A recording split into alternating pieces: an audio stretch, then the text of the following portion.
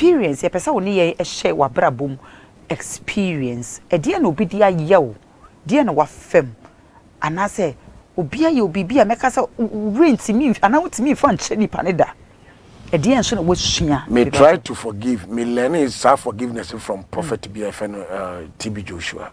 Okay. Na one of my best mentor. Oh. Na me tie ni pa. Okay. And o preach for forgiveness. Okay. Say nkanya TB Josua na me tie na. Enka de ni nkofo bi de aye me nka me tumi fa nche wo. Okay, nkofo bi ti se hwan nom. Asofo nyina wo. Asofo nyina. Wo ba se me bo asofo ni din wa. Me pa cho bobo.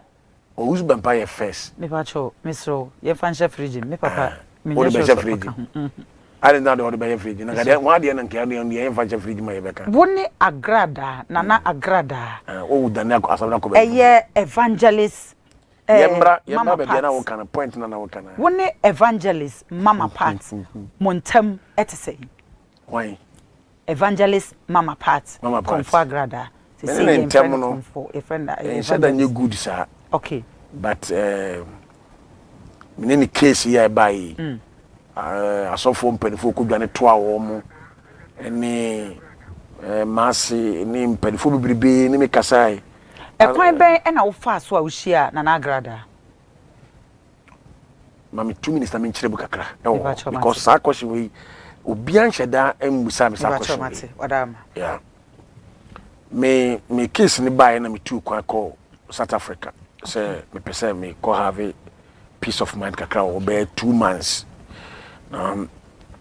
if you am kokotre mu no so fu bi na me kokso no so ye fa na Apostle Adams na bia obi anyankopon hia pa o receive me fine o South Africa na me tran fine na eno edan am kokoda mu no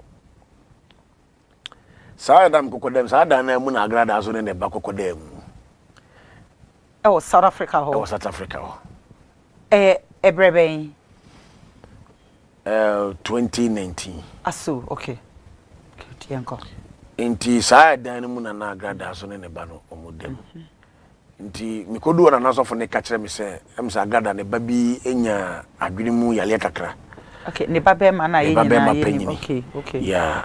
Na nem se no fele if you say the way we see calling we say nkofo say wa ben na oba say be wonya problem enti wo de ne koma asofo no South Africa that time na agrada e comfort no me yes sofo oh okay no that so to you oh yeah okay what is wo de ne koma asofo no e wo South Africa okay enti sai da na sofo no e di receive agada ne ba no sa the same da na mkokodem oh okay na me na agrada gusu a case ni bae na wo yi ade no e wo ba cho me ntwa no eno na edan na wo si agrada akodem no na odem no e hwa na nso kodam mesre mi bisaw na ye single room ampa ba akosim e na munyina amokoda ampa no so ana ase dan ba akosingle room na munyina amo asema wo bisai ye pese ye hu ana se na ye 2 bedrooms ono di kan ko ya se na meme ko nti na meme ko de na omuni ho no omuni ho aha okay to me ka be si asem so kakra okay sure enti no me will say or come me probably the to me no wasem e wo ni TV ni so Adam tender TV na wo mu e di me ho fe wo ne ade all those so me decided say me back Ghana back na me be to no Ghana ha no ma me ni be chia yam and God being so good say da me kokoda mu no mu na no so da na me ko hu mobile phone bi a eda wardrobe ma me hye me ni ma me hwe na ni picture da so na me say na ale ma me Ghana de na ni picture abeda phone we say na me phone na ye lock no na ntimi hwe phone so no na ni ma wo phone so pa ni ma sesey me ntumi kan wasem sisi ha okay e bi ye secret and confidential okay enti enipa me bona na password and na phone na password and na phone so ntimi ye ni say ya na me hunu na fi me ye interested because na me yankasa na me pen dada. So the way I will see me or in so no. I didn't see na wo pen that time na what the naked video na ba. Yes, no the aba. Ye pese ade no kan wasem. Okay. No ne nua bi e fe 1 gig. Also work out to business here ya guso ayeka. And then 1 Enoch or any manager. Okay. Na omudi me ho fe wo sad so. Okay. Enti nipa wo twa ticket ma me fe na Isaac. Okay. So the same person so ni twa ticket ma agrada. Na me di hu komo kire Isaac say maame na o di matem o Ghana no me so menya no information tin se me ko do Ghana me ni me no be chia yam okay e na Isaac ko bo na mane And that is where Agada started looking for me. Because of the information. Enti eba sa na o start say wo na wo said den. So we hear say banya no information. Say me so me de na kire Isaac no.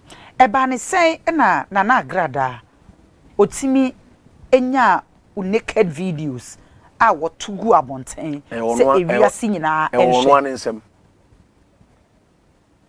Eba ne say so for a life experience eba ne say because e bi obi ate obi nim kwan e fa so a sade ne baaye Agada nya me mpra. Okay. Agada nya me nua ba. Okay. Me nim ni ba bia. Okay.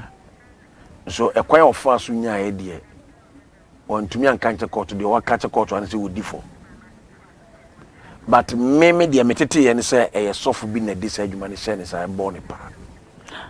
So sofo no so won pese me boni di. Okay, me pacho wadaroma e de enso e na beba wotirim say wako obi dem na wakwa radan bi obi phone da ho wafa e de adwen ba wotirim a e ma wodi wura phone nim e ko hwehwe ne ma e go so because obi phone de I don't think senka wafa phone no e bia de akoma baby kura mo koso ya nipa no but dey nti de ma o call phone de ma me ye interested say no odi ka me ho asem okay nti me hu ni picture no kura say da phone so kura no manage pa okay nti me start say me call phone so me hu niema no and I'm say ne woman we di tiate so for Appiah eba ne sen na Agrada etimi di video naked video eba ne sen na obi me pacho mo so for obi edi ba ubetimi a na ba se me boni ni okay pacho yenko wadaroma so usuru yenko wadaroma ye bre ni to de yenko eni what busa won say eye den na Agrada e kuntokoma Owusu Bempah what busa won say question da pacho miti so all right recently no apart from we me naked no one fancy wow osuma 8 motors 2 cars okay am I chasing from Kokobite to Dakuma Junction. I have some of the video here. I can even give it to you. Okay. Enti menya ne nkura ni beche wo mu nipa makomako 4. Okay. Eche wo mu in the scene. Ena ori dwa to kokosi opanyikase bi fani Sarichi Abbas what in dinda. Okay, Sarichi. Okay. Sarichi Abbas. Okay. Na Sarichi Abbas frame. Oni metra se kasai. Na me so mi Sarichi Abbas wo personal relationship. Okay. Into onu nyala ne say me ni Sarichi wo personal relationship. Na ori dwa to kosi ni so. Okay. Enti Sarichi through Sarichi ma me sare ni be hyiai. Okay. E ma ye bonkomo. E ho no wo kire me say e ye sofo miensa. Na ne bon pa. True e ye openikese Sarichi Abbas no e ma wo de chair no mo sort e bi. Yeah, yes sort. E ma wo de chair no. Yes sort kra ma me no me ye ma say ka makwa yi case no. E de free. That's another case ni court. Na eno ye different case ni two different case. Okay. Nti de hina. The man nkra na be pamo me bo me no. E one. E one. E yi ube ma to so no. Eno ne ye baako. The ye be ma to so me ntumi nka say ono na ma ye be ye. Okay. Because I was say it me pay free wo mo a ababa wana no ye ma sore ba no a we invite him. Okay. He have to say it. I don't have to say it for her. Okay. But what you say? Me tipa. Enti Sarichi ene ye trans wie na ye ka asem no wie no. Ene wo ye na adwen say cars me car no mo say no obetua ka. Okay. Could you believe say mama agrada tua car no ka wie ya o mama 180 million. Okay. For car no mo say no papa risky okay, no. which is 18,000 Ghana cedis. 18,000 Ghana cedis. Ene wo de mama no the camera to so. Say me kwa yi asem na free court aba. Say me ko yi free court ma no the video na ko court say maba no aba ba Jessica 3 billion. Into court ni twa case ni. Okay. What I say? The reason why into case we say men yen free court and for me fee na say nyina. So I decided say second one na wasabe pa ache wo no. Mema court mo ma ka asem no. Because me nim adwena ewo sa ma me ni tiri. Ko be pa ma chon me de ache wo na wo the camera say na o my camera secret. Okay. Into this carry share me nsem no. Na a capture. But camera na an capture sika dodo no but capture say ye o mouse sika bi. Scan so no 20 cedis note bond nti de obeka se hye bia no. Obi abeje di. Okay. And court need to be GD. Okay. E ma sentence e wo se nkede ma ne ma no. Yet sentence ne so e fa ne wo. and your mom 1 year 1 year. And you sign fine or And you find it okay. Which is say, and can be a palm for to chubby TB and they will go maybe 20 or 30 years. Wow. And to one who say, Abia minim so of say Abia min ko case in mouse say you and now here smart no day a video in the coin. And the court can say, so you need money more than your justice. But before God the man, na ye car now almost say no. Okay. And who can go on with you? Okay. Na car ben. Na Elantra. Elantra. Yeah. Okay. It's in some way you see you na worry. Me wale. Enti me wale 2011. Worry 2011 and then some ways to see 2018. 18. Yeah. Okay. Enti ebrebe enso so na osan ball pa na ye brain nti ebrebe na osan ball pa e ma ye koyi obema eto so I don't make say me nka say agada na ball pa because okay obo pa na me nyina ho. Okay. And I mean to me but enipa be minim so ye involve Owusu Bempah. Okay, but buy you know one person so say meet you interviews baby. Enipa me meet me akasa meet me sense me buka say or ye part of what they did to me Owusu Bempah. E dey nti e na wo dey share so for Owusu Bempah. Number 1 ye kwache nkura no. Kwache guess na omo de me fa akwan so no. Owusu Bempah de bebeli o. Number 2 on one kasa fa phone e frɛ ka kire me say se me pa me nya nkura na chidi. Tesa obobo mutu akumi. Wow. Yeah. That time and I have the audios there. That time now when me Papa Owusu Bempah na montem et saying. Hwe open nipa no open Owusu Bempah sempa wo wiase a I swear to God it is me. It had an assembly by and went me na ntena se anyen siesie. Onu mum na so me trans na assembly na trans. Okay. Are you getting the point? Yeah. Case no e buy no ye interview me ni mienu nyina e wo Neat FM. I quite remember saying Neat FM or say Adom Peace FM. You interview me na ye busa de say woni case no bia o say woni mu bi. But any time I may take any step to arrest those ladies, na ono wa bam say on be believe. And I say bia ye nyina nim say Papa Owusu Bempah de bia na yes no mo kwa so wo fi. So okay, asem ne ba ye no unya akwanya and ne tena ase ebisa ne. I'm not defending him. But the mean so one some a wo kan de wo ma adwene ma ese bisa questions and am de bisa no. And some ne ba ye no unya akwanya e frɛ no ana e call no ho ene ne tena ase e kokasa na ase de na wo internet ne so no eno na wo no ugidi ya wo de etu ana mo de ya asem. Enye internet so asem. Calling me straight. Okay. Ye ko che guess no a. Okay. Ye ko che guess no. Guess ne frɛ no. O frɛ Owusu Bempah. And Owusu Bempah ka say o mo fa phone no get ne fa phone ma police ni. Papa Prophet. Fa papa kakra kan papa. Me fa papa nka be de ho. Wo de o papa. Okay. Me o ye Owusu Bempah o mi menim. Okay. Okay. All right. Ono e ka kire police ni say ma wo mo nche guess no. Okay. The police in the national can say the entire on chiggers and yes, be a so about chiggers. But Omo ma or man for police in Bama as more catch them. E den ti e na wugina so a wo ka se chenchena Papa Bempah any movie or in the name of ofre wo phone so catch them say jai girls no opa cho jai wo one come pacho. Oh but so bibit me no wakasa but on come pacho or in the name of baby ofre wo catch them. We interest in say wo so ka say ye ma yen chiggers. Oh okay. Once obi ho pasumdwe ana mami gold nana obi ho asumdwe no pe beba mo ya mbetimi abeba ma e ma ba wa no omunye wa asore ba okay omunye obusuani okay omunu monton bia ye nyina enim se papa ye okay omunu monton bia eye dey na wo gigina mu se okay ye kwachi obi wo case ni mu a wo interfere say wo da oba be beli no that time no wonso unim emaya no ewe hemfa emaya no me no mo wo sofo pambo asore oh okay enti asabu kwa ba ye no wo kire say unim mo me papa opambo asore dey say o kire say papa opambo ne Papa Bempah e na aye ba ko say sa de ni sia na ba beka no enti asabu ba ye no people were even thinking say e opambo Ebenezer wow people were even thinking say e opambo Ebenezer na yes because of say be am free ni nchen. Okay, now so now me papa yes me na nante pen. Oh, okay. So now Opambo have to also do this. Opambo called the girls. And the girls told Opambo Street, Opambo Mema Opambo Nima mo the video no mun sem nyina actually me. Okay. Make a club here meet me kind of one said the entire me said I'm happy with him Papa Opambo and said you could have give me the video. Oh, okay. Because he videoed the girl. And the girl confessed those who send her woman 50,000 Ghana cedis. Papa Opambo ma girls no. No, Opambo. Omo born a pan. Okay. Okay. And he mentioned Owusu Bempah name first.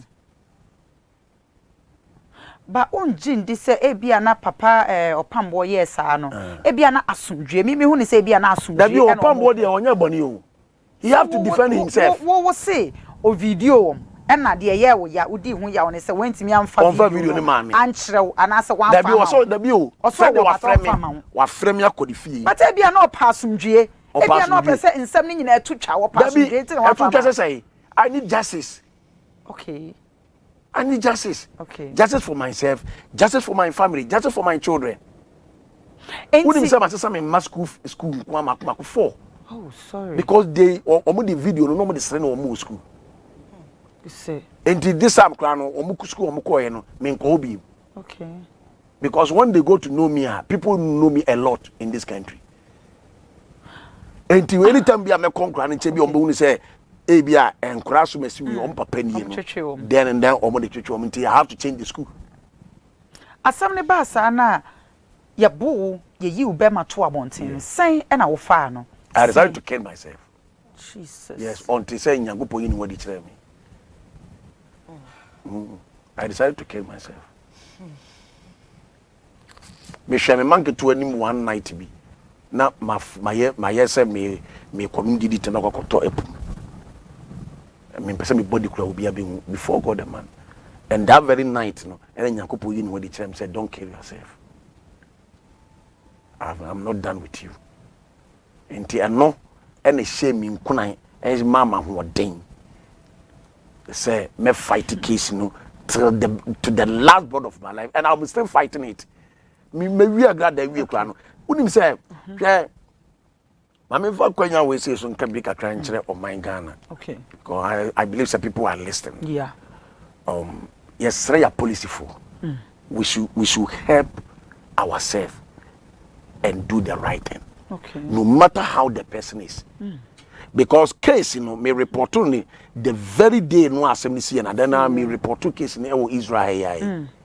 Central Israel. Okay. Yellow House, one case ni see. Okay. Me report to case Emma me say 2 weeks ye sini hwehwe gas is ayen wo mo. Wow. Te me hu ya na say gas no ye interview wo mo wo NIT FM. Really? Ena me ba Tesano. Eno ne ben a Peace FM. Yeah. And I'm being me be logic case wo. And I'm ko che gas ne ba no ko je docket ni free Israel be kan ho. Me wo wan am te say mami tiwa that one na ye CID boss. Okay, mami tiwa police. Okay. CID boss then time. 2019 he was the CID boss. I requested docket and say we hear docket. So the police they called me and on the docket na a free Israel. Docket ya a free friend say Tesano ekabu. Guess no omu dwane no. Minim ge no waba me nche wo me fie several. Enti minim phone anu wisu. Enti minya phone no fai. E de kokoma police for no. Elma wo mu nim wo mu a na get ne wo mu communicate that time. Elma wo de docket ne brema mitiwa. Could you believe me no two akasa this year no? Wo mo docket naira. Jeez. Yes. It's not just say it's up to now guess na omo court. Na agrada no no show and they have gone to court. But girl no the main victim no omo docket no ayra. Na se ebi susu a we de misre me kan ebi a na nye na na agrada anso so e na show woni TV so a e ka ebi anka sem no so e ba abonten kra anka anko echirisa. Yes, but I was a main victim so you have to face the law. And a whole police national headquarters and young chen getting Now we catch him say docket and the exhibit. Ayira. Wow. Oba ombe fiaba. Iti eba san wasan akọ report bi m wadi hu. My report to twice. Ama yakwache guest ni nyina sa about twice. Na ya san ja ho. Yes say docket no. Ayira. Jesus.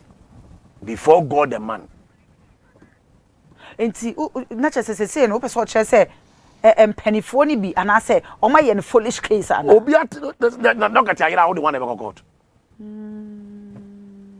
Because they think say if the girls go to court wa one more subo girl ne pa no be nya problem. Into almost solo a docket no ba obefe. Enti na chese person che say empanifo bi no mo nsa hyehyase. Oh yes, say according to girl no say wa mod papa akufodi. But the main man o shemu no e Owusu Bempah. Ase ne no person dey asem chichire me kon. Ewa ha. In fact, me that part of my two bomb na ma. Say me so papa no. But say me ka Owusu Bempah, so Owusu Bempah for doors na Owusu Bempah kura be kan azem.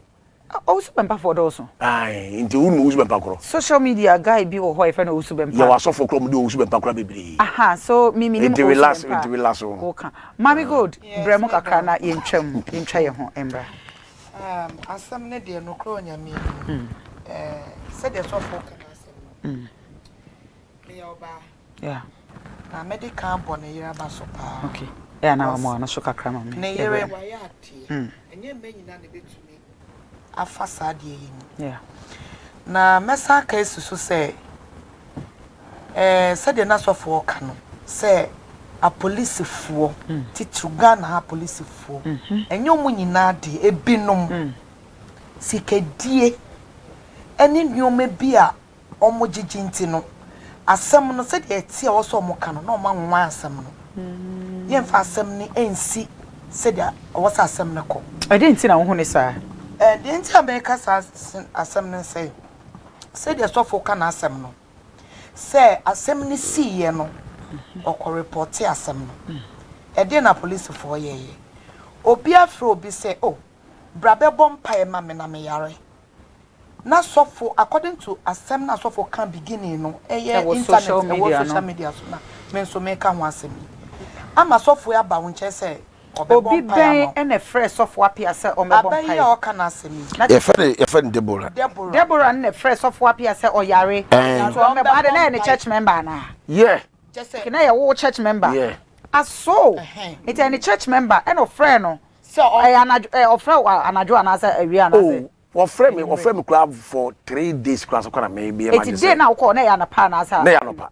in terms of friend say no ho mfa na mebon pai ma no ye nkwa ye bre no na sofui afaka okay aba won chen so be bon pai ama wa na echire de hu ya ne say sofui me ebeda internet no say sofu bi akoto obi mu na Omanka example. Omisi wakofa obi yire. Obi yire ne yache na bo. Me dia mete wa agrada na agrada ho. Yache na bo mama yi ne hu nyina. Okay. E de papa yi enti ho ne beka bia ma ho. Enti sa die we eba so no. Se we police ne we bema. Te sese de papa yi. Na mo hu sa video we e twa so na e kobai. A mo hu se ade a e koi papa yi kan se ono no nipa ne friend so mbebon paima no de ekoso no onim ho hwe etina ka wo wadwen kire ne se nka omo nto ombo no omo nya nhwehwemu sa netie okay but omo ntumi anye mami god mi ntwa no per the phone mi nya de ma wo mu no they could have get every damn information. Oh, okay. Because that time the cyber unit is working. Oh, that is unya information evidence. Yes. Because ababa one phone na ekuta na minya no. Omo no communicate ye di communicate we get it everything there. Oh, okay. International. It is cyber unit now. Ye the phone ma wo mo docket ma wo mo no. They could have bring every damn person omo get the communicate here for that thing out. Because en komo ji phone nka last person enka ebia nipa Deborah no any sa nipa nakasa enko mbe hu ni nyina. Everything. That was oh wow. Everything. Nanso this is very sad. ena so for Owusu Bempah se me a working say oye Owusu Bempah ni say do si ka say Owusu Bempah for doors me pacho me papa asemo am say me papa say so for Owusu Bempah asema mo kan me pacho NGO TV for yenim ho hwe Nayas yenim ho hwe me pacho me ba me ntwaro wa obi bia wo so won te ase wo de ye ka no o me face mi akasa kasa wow on va me ko police station me sia no to aso e mame na nsemi ekọ ya omo video so for that time no eba ne say na adra dance akokan video no because omo fa video na ma meto internet no so video no omo say the so for kan omo bo omo pass girl ne pass onye sa no omo yes a video no na chese girl ni nua na video nto video and when yes girl ni nua ba panyini and here the pio hey now we pay the wa and I say they say na ka dey sa no wuni me say Deborah wa ye me ba Miss Deborah class me say na mama so the panyini ba e wo UK so won wale no oh Jesus I don't know kura na kam akoma say me nkonkohwe no because me na me say na ma obi so obi wale no enti abra wo de ne ma obi so won wo de na ma obi so won ware na ofre wo say papa me ho mfa me eti brafie na be pompa e ma me emergency it take 3 days wo frɛ ni nipa na wadamfo na wo de na ma no wo frɛ no ka che na na wo ma so de page yes wo frɛ no ansa na woko oh yeah John Dazi is aware me frɛ John Dazi e frɛ ne ire say Deborah se ne ho mfa no ana Ghana me de ne ma no so no John Dazi ne ba no ye frɛ ne Emmanuel no so Emmanuel ene ne communicate na me say okay me pese me ankasa me kokɔhwɛ because frɛ me for 3 days now no me say ne abone pa ya bo pa o e just say ya bo pa o ye twitwa me trim nya naka baby a pese me ba na em say waka masem ama me na pese me bisa because o share bi ba me phone so e bi ba o phone for all over the world me na me pese me bisa no question ya tete na tawie wa answer me say na me bisa ne kan pese me bisa ne say na relationship be na oni sa nipa ne wo yes otumi frɛ so ombre fi because me nim say asofo bebre wo ho a o friend so ombre fi me bɔ mpa ma de bɛka cha ne say hia no wo asɔre dem anasa asɔre down yes because the the evidence e wo ho ne secretaries ne nkwala ba ko mienu bi ono mo ye adwuma e wo ho nti so otumi a friend so ombre ne fi ne che say oni ne nkita hodie ne ya embu odu because nye is asofo bɛba ofie say ona bi wo yakora meninu at the age of osha e wo pambo no osha kura na ye nim no ne ye soma no a kopem se be ba akra ha me sa training kan am ka je ne say oh Deborah say de wo so ba akra na wo sua adwuma dia me nipa bi ono no wo ema tupe e no wo mo e no so wo mu nya wo UK enti de sofu payi ni me o pese me mpe wo ba ma o mu hodwo emfa ma ne ma no na o mu enwale no pese ne ma no eni ba Ghana o wo mu nya wo UK o mu nya nyini wo UK ho o mu ma Ghana kurada through Deborah ne the next person amede ma wo mu na ma wo ba Deborah no na sitnem te say because enka o nyamedifo anyaminsa wo so na yetimidi atorenchem kase awudi sem say ediwo ukosha atua bompaye ukosha South Africa bompaye ukompai bom ni ade esese bibi tumi esi bibi esi pa wow bibi esi pa